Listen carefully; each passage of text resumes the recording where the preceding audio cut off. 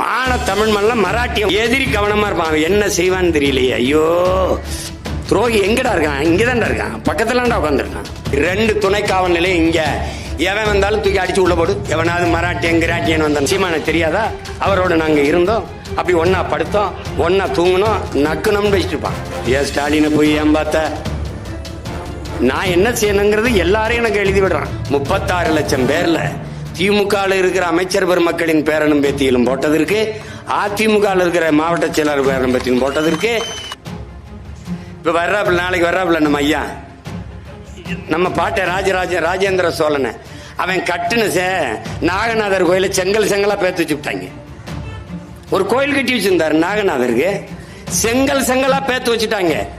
UNESCO நிறுவனம் சொல்லுது, தொன்ம அடையாளங்களை, பழமையான அடையாளங்களை பாதுகாப்பதில் இவர்களுக்கு எந்த அக்கறையும் இல்லை, இந்தியர்களுக்கு தமிழர்களுக்கு என்று. நம்ம பாட்டம் கட்டின கோயில் செங்கல்களாக பிரிச்சு எடுக்கப்பட்டது. நாளைக்கு என்ன பேசுவார்? 1000வது ஆண்டுல இந்து எம்பரன், இந்து பேரரசன் ராஜராஜ சோழன், ராஜேந்திரன்லாம். அவன் காலத்துல இந்த நாடு ஏது, இந்தியான்னு ஒரு நாடு ஏது, இப்படி ஒரு சொல்லு ஏது, மதம் ஏது? அவன் சொல்லும் போதே முருகன் தமிழ் கடவுள். அப்ப சிவன், பெருமாள், திருமால் என்ன கடவுள்? ஏன் அந்த கேள்வி எழல? முருகன் தமிழ் கடவுள். சிவன் யார்? நீ வெங்கடாசலபதி சீனிவாசன் பேர் மாத்தனா வாழாயிருவர. திருமால் யார்? முதல்ல சொல்லு, யாரோட இறை? சிவனை நீ ருத்ரன் என்று மாத்தினால் சிவன் வாழாயிருவானா? சிவன் யார்? யார்? யாரோட இறை? பதில். அது ஒரு ஏமாந்த ஒரு கூட்டம், பழைய காலத்துல கூட்டம்.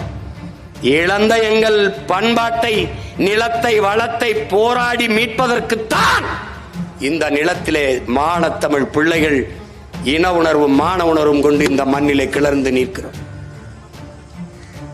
சும்மா போறது வரலாம் தன்மையப்படுத்திக்கிட்டு நீ வேணா பாரு, நாளைக்கு சொல்றாரா இல்லையா ராஜேந்திர சோழன்? அவர் சொல்வார். அவ்வளவு போற்றுதற்குரிய பெருமகன் அவர் என்றால், இந்திய கப்பற்படைக்கு ராஜேந்திர சோழன் படைன்னு வச்சுட்டு போகலாமே. ஏன்னா இந்த நாட்டில் முதலா கப்பல் படை வச்சிருந்தவன் அவன்தான். நான் கூட சொன்னேன், பிரணாப் முகர்ஜி குடியரசுத் தலைவராக இருக்கும்போது இந்த நாட்டுக்கு ஒரு கப்பலுக்கு அர்ஜுனான்னு பெயர் வச்சு நாட்டுக்கு அர்ப்பணிக்கிறேன்னாரு. நான் ஒருத்தன் தான் கேட்டேன், நீ அந்த கப்பலுக்கு அரசேந்திரன் பெயர் வச்சிருக்கணும். அவர் வில்லம்பு வச்சு சண்டை செஞ்சாரு அர்ஜுனன். அப்படி பார்த்தா நீ ஏவுகணை, வெடிகணைக்கு நீ அர்ஜுனான்னு கூட பெயர் வச்சிருக்கலாம். அவரே சொல்றார் அந்த நிகழ்ச்சி, இந்திய கப்பல் படையின் முன்னாடி அரசேந்திர சோழன் என்று பிரணாப் முகர்ஜி பேசினது இருக்கு. அப்படின்னா என்ன பண்ணிருக்கணும்? நீ அரசேந்திர சோழன் தானே பேர் வச்சிருக்கணும். என்ன சேட்டை? பிரதமர் சொல்லிட்டாரு அப்படின்னு. எப்படி? செஞ்சியில் இருக்க நம்ம கோட்டைய ஆனந்த கோன் மகன், கிருஷ்ண கோன் மகன், கோனேரி கோன், அவனுடைய வாரிசுகள் 300 ஆண்டுகள் அந்த கோட்டையை தலைமையிடமா வைத்து ஆண்டிருக்கான்.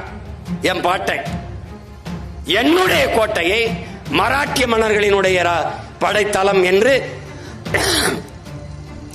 அமெரிக்காவின் யுனெஸ்கோ அறிவிக்குது. அத பிரதமர் சொல்லிட்டார் அப்படின்னு. பிரதமர்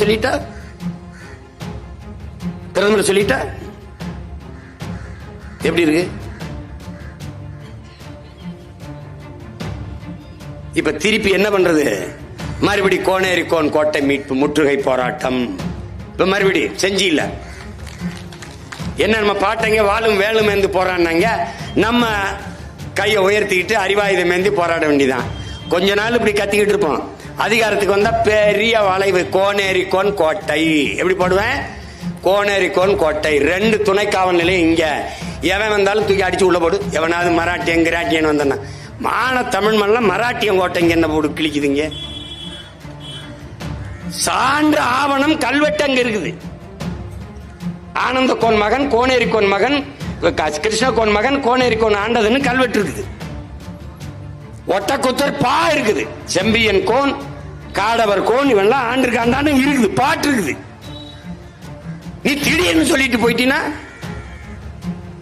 நீ ஒண்ணு கவனிச்சுக்க, எல்லா சாதிக்கும் தலைவர் இருக்கான், எல்லா மதத்துக்கும் தலைவர் இருக்கான். ஆனால் அவன் சாதிச்சது என்னன்னு மட்டும் சொல்லு. ஆனால் நீ பிறந்த பெருமை மிக்க தமிழன் என்கிற இனத்திற்கும் உன் மொழிக்கும் தலைவன் இருக்கானா? இல்ல. யாருக்கா? நம்மை விட்டால் எவருக்கும் நாதி கிடையாது. கோனாருக்கு தலைவர், தேவருக்கு தலைவர், நாடாருக்கு தலைவர். நாடாரை அடித்தால் கோனாருக்கு கண்ணீர் வராது, கோனாரை அடித்தால் தேவருக்கு வராது, தேவரை அடித்தால் தேவேந்திரர் அழமாட்டார். ஆனால் அதில் யாரை அடித்தாலும் தமிழ் பிள்ளைகள் நாங்கள் அழுவோம்.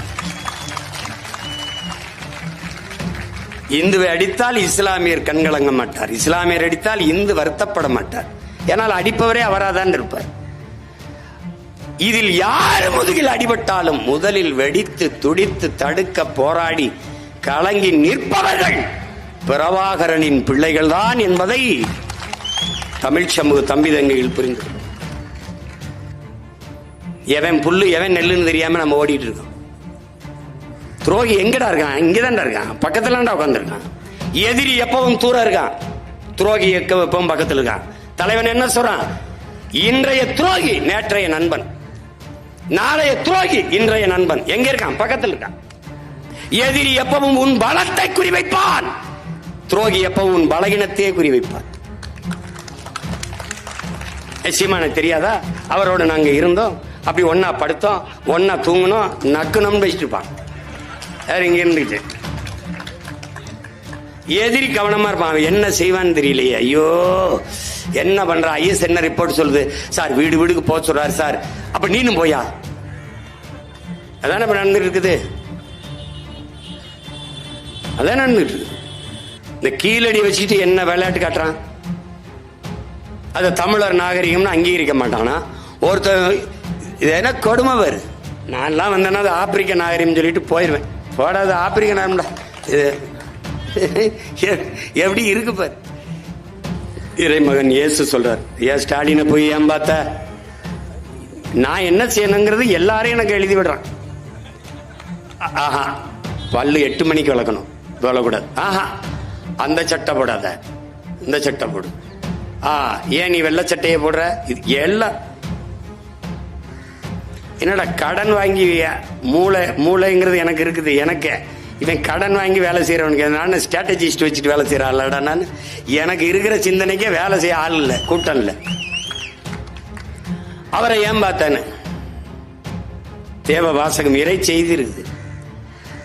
விருந்தில் நல்விருந்தில் நீ பங்கேற்கனாலும் துயரத்தில் பங்கேறுங்குது. ஒருத்தர் துன்பத்தில் போய் பங்கேற்றுங்குது.